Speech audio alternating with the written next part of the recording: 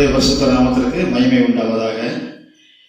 ஆவிக்குரிய சபையின் அடையாளம் எனக்கூடியதான பாகத்தில் இன்றைக்கு 4ஆம் பாகத்திலே நாம் இருக்கிறோம். கடந்த செய்தியில நீங்கள் விசுவாசத்தை பற்றியதான செய்தியை நான் உங்களுக்கு சொன்னேன். ஒரு ஆவிக்குரிய சபை என்றால் விசுவாசம் உள்ளவர்களாக இருக்க வேண்டும். ஆவிக்குரிய ஊழியர்கள் விசுவாசம் உள்ளவர்களாக இருக்க வேண்டும். அதை பார்க்கிற விசுவாசம் உள்ள சபையும் கூட விசுவாசத்துல வளர்ச்சி அடையும். இயேசு கிறிஸ்து நமக்கு விசுவாசத்தை கற்று தந்தார். நாமும் சபைக்கு விசுவாசத்தை நாம் கற்றுக் கொடுக்கக்கூடியவர்களாய், நாம் நம்மிலே வளர்ச்சி அடையக்கூடியவர்களாய் இருக்க வேண்டும். நாம் ஆவிக்குரிய ஜீவியத்தில் எவ்வளவு வளர்ச்சி அடைகிறோமோ அந்த அளவுக்கு தான் நாம் பெற்றெடுக்கிறதான ஆண் குழந்தையும் சபை மக்களும் எப்படி இருப்பார்கள் என்றால் ஆவிக்குரிய ஜீவியத்தில விசுவாசத்தில மிகவும் வளர்ச்சி அடைந்த சபையாய் இருக்கும்.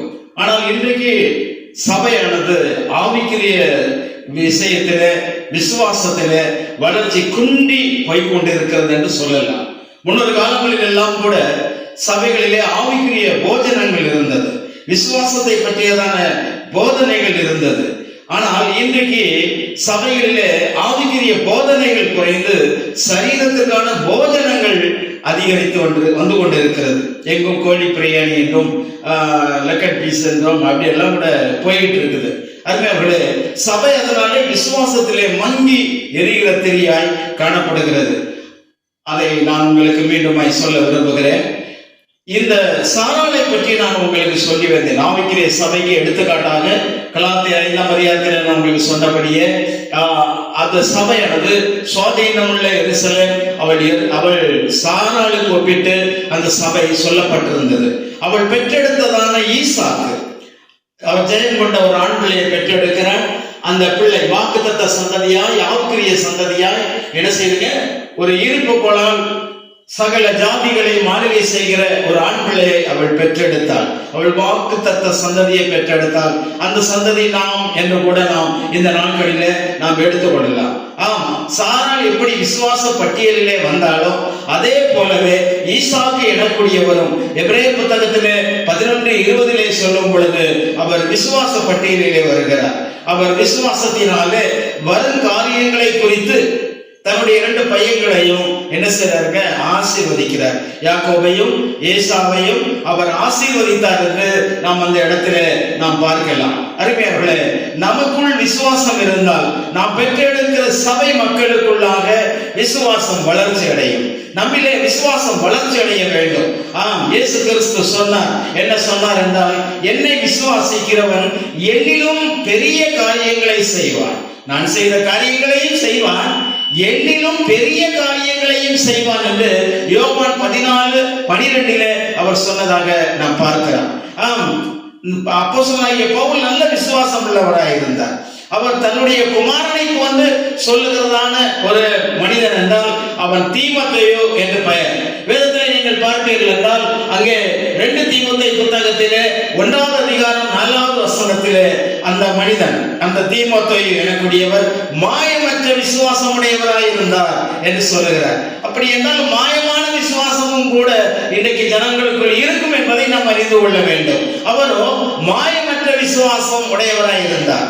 அந்த விசுவாசம் அவருக்குள் எப்படி வந்தது என்று பின்பாக 5ஆம் வசனத்தில் அப்போஸ்தலனாகிய பவுல் எடுத்து காட்டுகிறார். அவர் சொல்லும் பொழுது, உன் பாட்டி இருக்கா இல்லையா, அவள் லோவிசாளுக்குள்ள விசுவாசம் இருந்துச்சு. அந்த விசுவாசம் அவளுடைய மகள் ஐநேக்கியாள் இடத்துல அந்த விசுவாசம் இருந்தது. அந்த ஐநேக்கியாள் இடத்தில் உள்ளதான விசுவாசம் இப்பொழுது மகனே உன்னிடத்திலும் இருக்கிறது.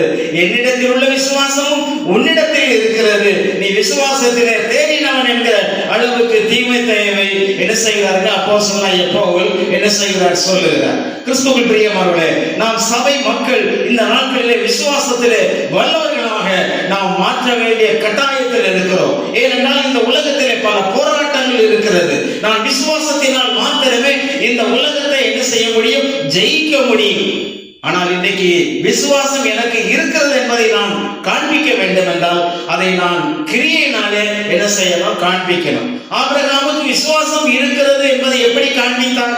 தன்னுடைய ஏக சுதனை பலிபீடத்திலே ஏற்றி கர்த்தர் சொன்ன வார்த்தையின்படியே தேவன் மீண்டும் அவரை உயிர்ப்பிக்க வல்லவராய் இருக்கிறார் என்கிற விசுவாசத்தோடு கூடவே என்ன செய்கிறார்கள், அந்த பிள்ளையை பலியிட முன் வருகிறார். அப்படியே அந்த விசுவாசத்தின்படியே அந்த குமாரனை மீண்டுமாக அவள் பெற்றுக்கொண்டதாக கூட நான் பார்க்கிறோம். இன்றைக்கு நம்முடைய மத்தியில விசுவாசம் என்பது கிரியை செய்யக்கூடிய அளவிலே அது காணப்பட வேண்டும். வெறும் பேச்சு அளவில் மட்டும்தான் இன்னைக்கு விசுவாசம் இருக்கிறது என்று இந்த கிரியைகளிலே இன்றைக்கு விசுவாசம் மங்கி எறிகிறதா இருக்கிறது. உலக சபை என்று நான் சொல்லுகிறேனே, அவர்கள் நம்பிக்கைக்கு மாத்திரமே பாத்திரவான்களா இருக்கிறார்கள், நம்புகிறார்கள், அவ்வளவுதான்.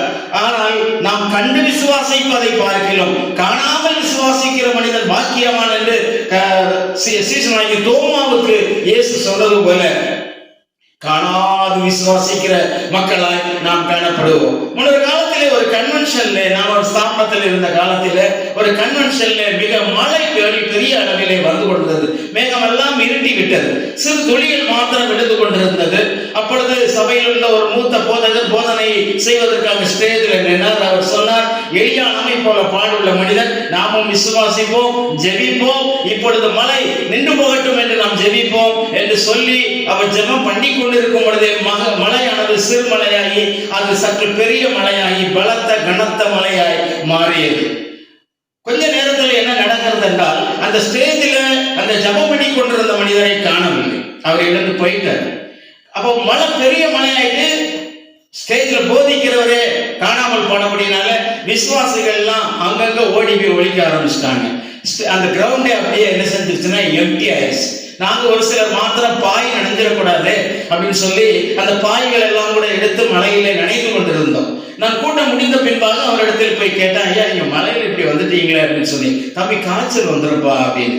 அவருக்கு நம்பிக்கை என்னவென்றால் காய்ச்சல் வந்து விடும் என்பது.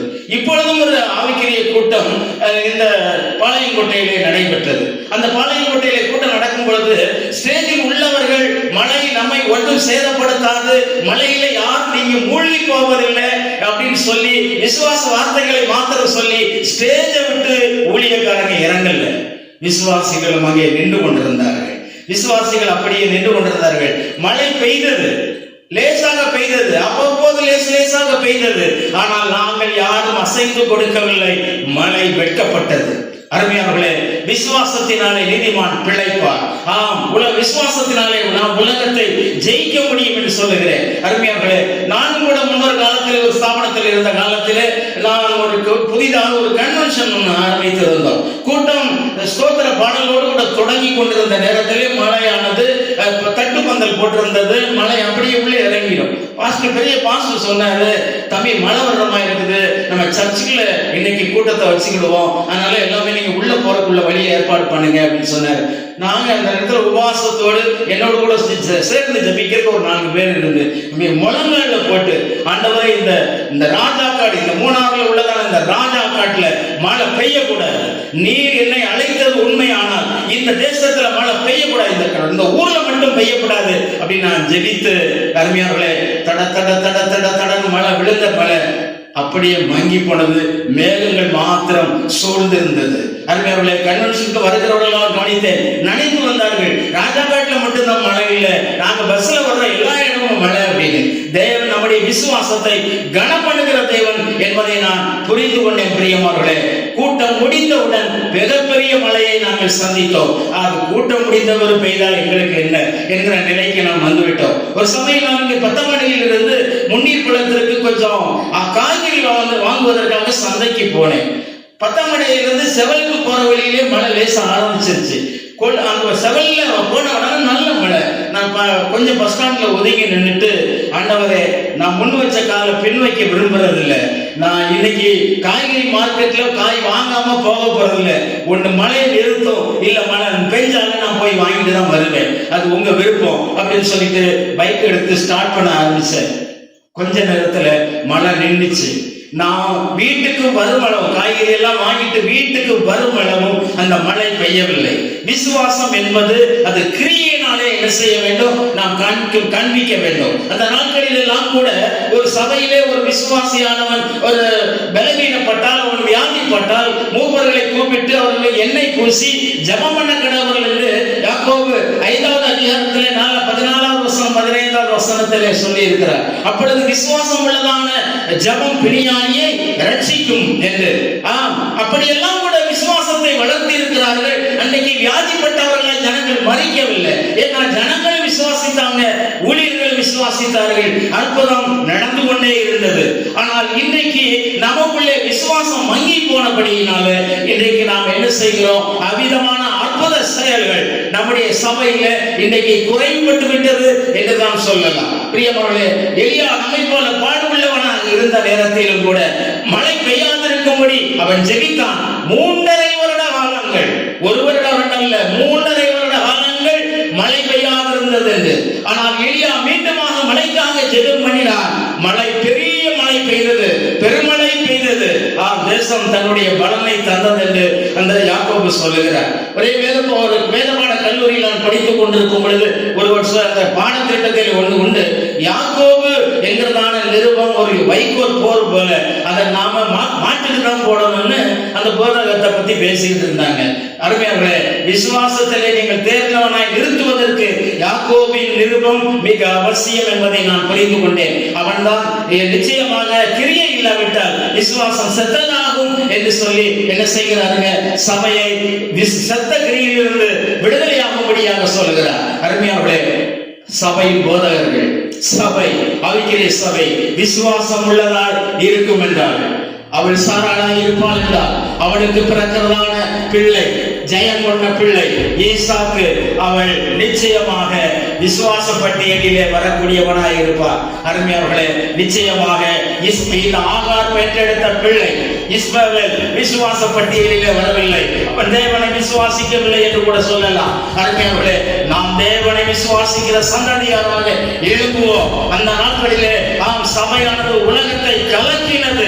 இன்றைக்கு சபை உலகத்தை கண்டு கலக்கி கொண்டிருக்கிறது. ஏன்?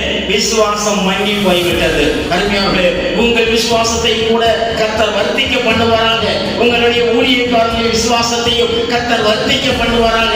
நம்முடைய விசுவாசம் பெருகும் பொழுது அற்புதங்கள், அடையாளங்கள் செய்யக்கூடிய ஒரு இடமாய் ஆவிக்குரிய சபை நிச்சயமாக அது இருக்கும். அந்த சபையாய், ஒரு எழுப்புதலின் சபையாய் நாம் காணப்பட வேண்டும் என்று என்னுடைய விருப்பம். அதைத்தான் உங்களுக்கு நான் போதிக்கிறேன். அருமையானவர்களே, இந்த பாடத்திட்டத்தில் நீங்கள் கற்றுக்கொள்ளக்கூடியது ஆவிக்குரிய சபை என்றால், ஊழியர்கள் என்றால் அவர்கள் விசுவாசத்திலே திடமுள்ளவர்களாய், மாயமற்றவர்களாய் இருக்க வேண்டும். அவர் பெற்றெடுக்கிற அந்த ஆண் குழந்தை, அந்த சபையின் மக்கள் நிச்சயமாகவே ஜெயம் கொண்டவர்களாய் இருப்பார்கள். அந்த ஜெயம் கொண்ட பிள்ளையை பெற்றெடுக்கும்படியாக நாம் தொடர்ந்து ஜெபிப்போம்.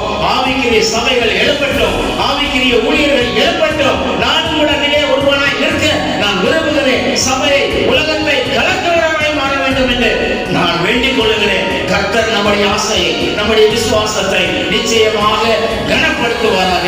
தேவன் இந்த வார்த்தைகள் மூலமாக உங்களோடு கூட இன்று பேசி இருக்கிறேன். நிச்சயமாக விசுவாசத்திற்குள் வளருங்கள். நாம் மீண்டும் சந்திப்போம். God bless you. கர்த்தர் உங்களை ஆசீர்வதிப்பாராக.